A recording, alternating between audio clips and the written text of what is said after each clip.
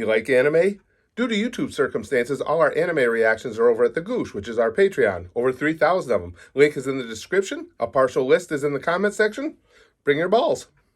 Okay, guys, today I want to talk to you about the totally not Mark situation. It's come up several times here in the comment section in our videos, and it's being talked about throughout the YouTube community, certainly throughout the anime community as well. For those who don't know, just a quick backdrop, Totally Not Mark makes fantastic anime content, doing reviews of everything anime related, does them in a very responsible manner, and someone who is an absolute student. I would even, I'm even going to go ahead and say a master of understanding, as much as it can be understood, fair use law, perfectly well within the fair use guidelines. He exemplifies why fair use was put into place. Now, all that said, Mark has recently had over 150 of his videos taken down by Toei Animation. Who is at fault here? Toei, certainly to a certain degree, but in this case, largely, mostly, majority YouTube. And you guys know I always try and be fair when we make these videos. We like to make our jokes here at the channel all the time about just blame Susan for everything, thanks Susan for whatever it may be. But when YouTube has not been in the wrong, or in some cases actually been in the right, I've stated that as well. Here they are not. And I'm going to explain to you why, and explain to you what a bad situation YouTube has created for certain types of content creators. It's something that's near and dear to me here because we've been through it, and we've had to find our own way forward because of it. All right. First of all, Japanese companies do not like American fair use laws. The rules in Japan are much different, are much stricter, and to be honest, are, I think, are ridiculous. Absolutely. Someone who creates content should have rights to that content. But when you're creating that content for public consumption, you're going to create a fan base. If you don't, you're not going to exist for very long anyway. Within that fan base, people are going to want to have their own takes on it. People are going to want to comment on it. That's where fair use comes into play. Japan basically scoffs at that, doesn't want anything to do with it. We had a system here at YouTube which was the best one given the circumstances. What you have to understand with Totally Not Mark, what's happening here is not a copyright issue per se. It is at its core, but not on the surface. YouTube has given these Japanese companies a workaround to copyright and fair use. Initially, we had a system where if someone felt that their content was being used illegally, Toei Animation could go through the way it's supposed to be, file a copyright claim. That would result in the claimed content being taken down. That's unfortunate. It's a bit of a pain in the ass for the uploader, particularly if they feel that everything they've done is within fair use. But it was only taken down long enough to allow for you to submit your counterclaim. Now, once the counterclaim was submitted, we'll just use Toei for example. Toei had, what was it? I believe they gave them 30 days, or no, it might have even been less. Might have been 10 days to respond. If they didn't, the content got put back. I've had that experience many times with many of the Japanese companies. They never respond. Why don't they respond? Because they don't have a case? Maybe. More likely, what it is our content, my content, Totally Not Mark's content, I feel can be easily defended as fair use in America. And we are in America. This is where it's being generated from. These are the laws under which we have to operate. If Toei wants to come through and say, I'm blocking your content in Japan, totally different story. When they come in and say we're blocking it worldwide, that's a problem because we are working within the laws that exist here in our country. So what you had there was a situation where if Toei felt like their copyright was being abused, they could then take the next step and they had all your information. When you file your counterclaim, you give Toei through YouTube all your information. They can file a legal action against you. I was waiting for it on my end because, again, I'm not going to give you all the details as to why, I'm not going to put out there for public consumption all the details as to why I feel like I can absolutely defend everything I do within the guidelines of fair use. Let me explain something else too without getting sidetracked too much. Fair use is very vague in the way it's written. That's not an accident. Whoever constructed the fair use doctrine was well aware that media would change over time, and having vagueness in these set of rules allows for that. And nothing has changed the concepts of fair use more than the digital age.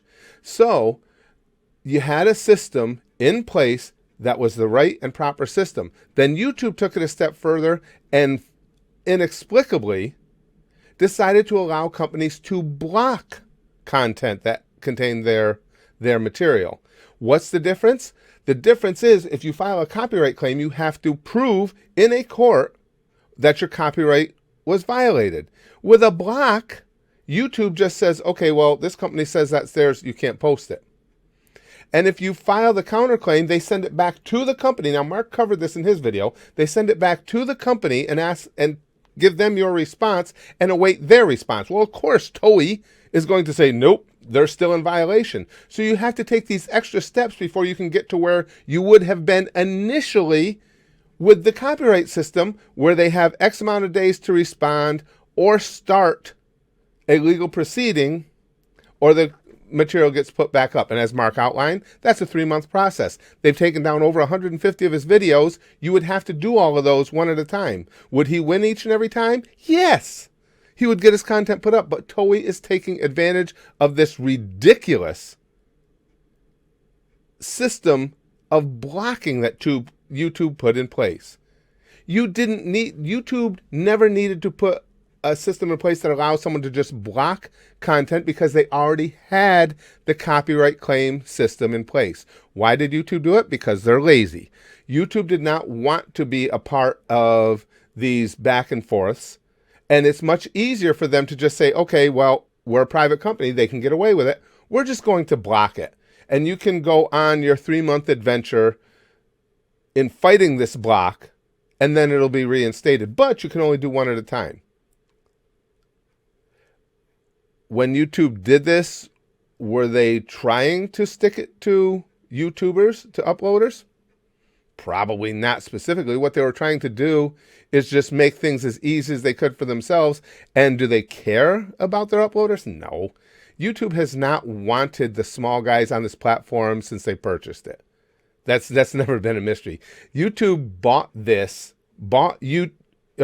Google bought YouTube, hoping to turn it into a TV network. You could see that with all the different things they tried throughout the years with their own exclusive series, things like that. None of it worked because the people that watch YouTube, don't want that. Remember, it was YouTube broadcast yourself, and that's what people were here for. They wanted to see big goofs like me, for whatever reason, doing the things that we do. If they wanted to watch slick productions, there's plenty of other places for it. So YouTube failed at that miserably at every turn. Now they've come up with YouTube TV. That's doing quite well for them, but they've tied those names together, so now we're stuck with Google owning YouTube. So basically, what's happened to Mark is Toei Animation, the Japanese companies, have taken advantage of YouTube's laziness, and they can just be enough of a thorn in your side to make you stop using their content, despite the fact that it fits well within fair use, and despite the absolute idiocy of not seeing, and in my case as well, but particularly in Mark's case, where that having YouTubers create content like that is nothing but a boon for them. It does nothing but create extra interest in their content. Same as when I upload a reaction video. The content that I'm reacting to, for one thing, it's typically rather old. It's available online for free. What the Japanese companies don't like that either, but there's nothing they can do about it. All of you guys who are anime fans know you can watch any anime you want for free anytime you want on the internet. They'll never get ahead of it. Never get ahead of it. I don't do that. You know, everything I watch, we watch through the official release points just because that's how I want to do things. That's how I feel comfortable with it. But the fact still remains it can all be watched for free. If somebody's watching a reaction video, or if somebody's watching Mark's review videos, it's because they want to enjoy somebody else's input on that content. Nobody's going to come to watch that content in place of the original. They can go watch the original for free. Now, Toei may not like hearing that, but they know it's a fact.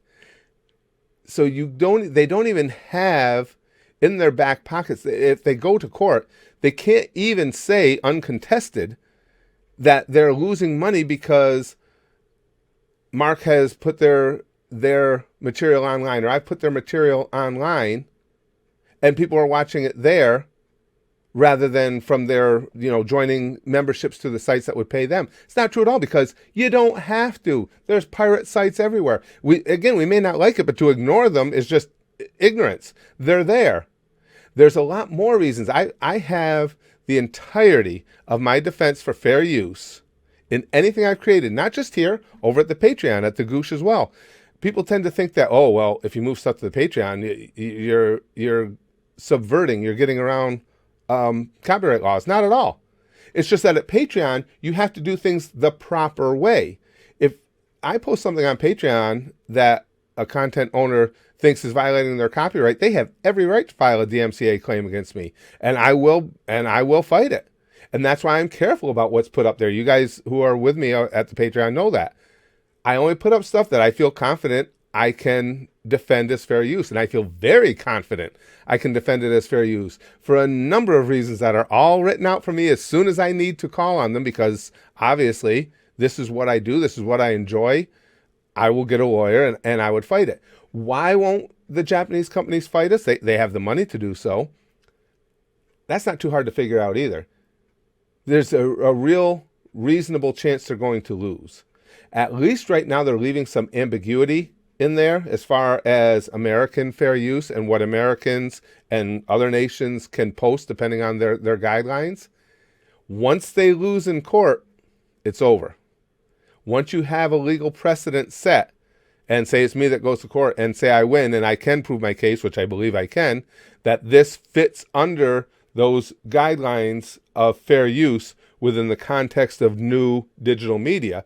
If I win, that opens the door for everybody to be able to use that content in a responsible manner, or at least in the same manner that I'm using it.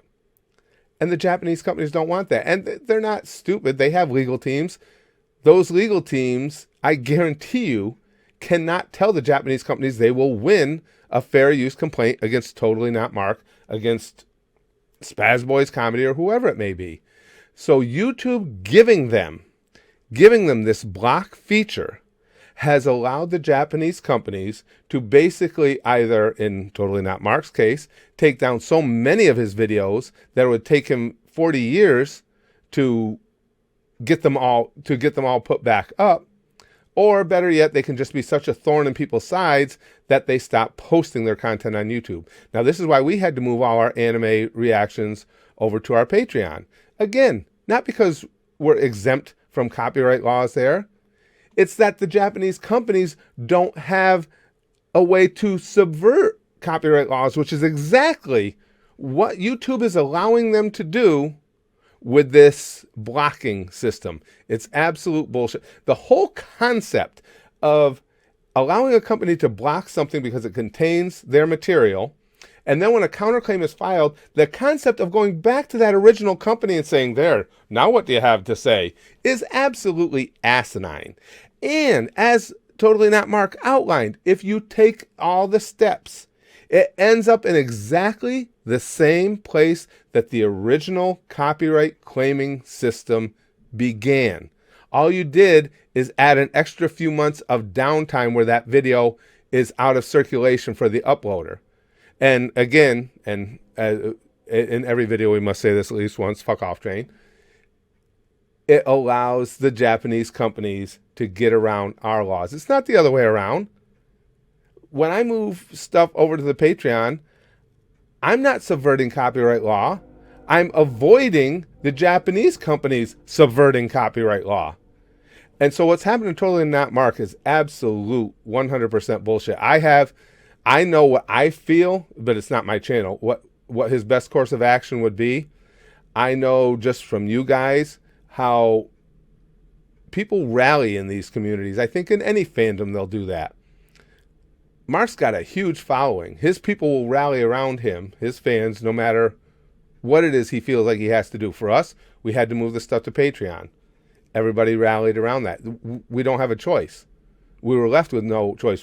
The Patreon was originally started to add for some extra stuff that people wanted to see. There was still the original content here, but then all the Japanese companies found the old block button and started employing it regularly. So what's happened to Mark is brutal, but I hope he doesn't allow it to take him out, because there are other options. There are things he can do. It's going to have to be off YouTube's platform, but he's got copies of all those videos and they can be re-uploaded. But I'm not going to, unless somebody were to reach out to me and ask my opinion on something, I'm not going to tell somebody else how to run their operation. All I can say to Mark is take the content in question, take the Toei related content, and find someplace outside of YouTube to display it for your fans, for your community. It's the only option they're leaving us, because YouTube is not going to get rid of this system of allowing companies to block, and they don't have to. We can't force them to legally because they are a private company. They can do that if they want. Does it suck? Yes. Is it absolute redundancy when you already have a system in place for filing copyright claims? Of course it is. But again, it's laziness. It makes it easier for them. I feel really bad. I do. I feel bad for Mark. What's going on there is absolute bullshit. But Mark, if you see this video, the only thing I can say is it's not the end of the line. We're at a very similar spot. The gang here that's been with me for a long time will tell you that we're in basically the same position. We didn't get hit with the numbers that you did. Don't get me wrong. That's insane. That's egregious. But we're getting stuff blocked left and right, and we had to do something else, and we did, and it's all worked out fine. I think it'll all work out fine for you as well in the long run. It just really, really sucks what he's going through right now.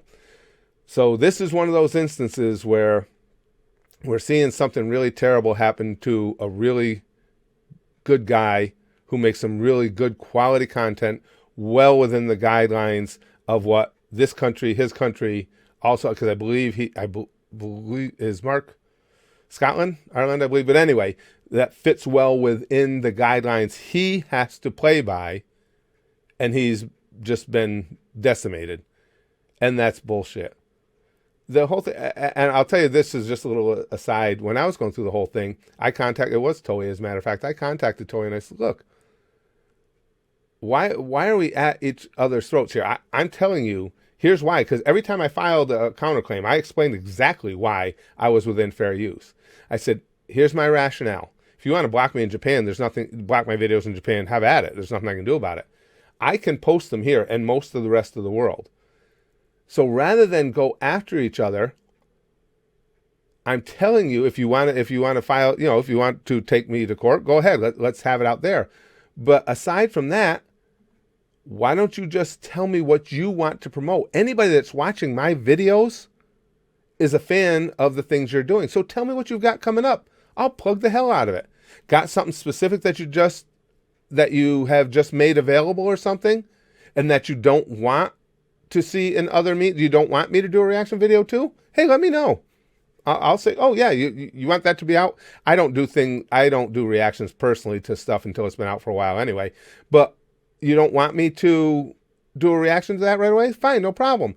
But I'll allow you to use my platform to promote your product. And I never heard anything back from them. It's just the way it is. Let me tell you something. There's also a reason why here on YouTube, when reaction videos first became a thing, of course, there was always the fights about, oh, this person's stealing content, that person's stealing content. That's dropped off because the people who, let's take Brandon Rogers, Meat Canyon, a lot of the people that you've seen that you've seen me react to their content, they all figured out early on that it's like, holy shit, this promotion is phenomenal. The reaction videos have made a lot of channels careers. Channels that were struggling, with small numbers of subscribers that have multi-millions now because word got out because of reaction videos.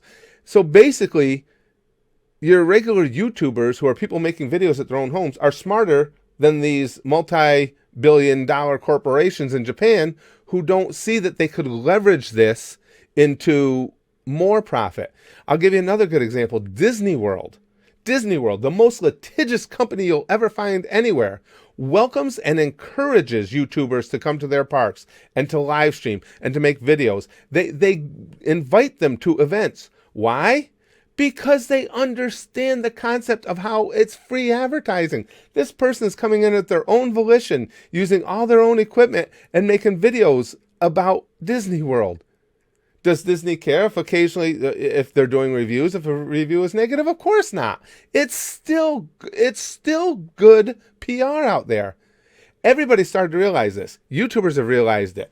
Major corporations like Disney have realized it. The Japanese companies refuse to realize it, and unfortunately, YouTube jumps right into the pond with them to help them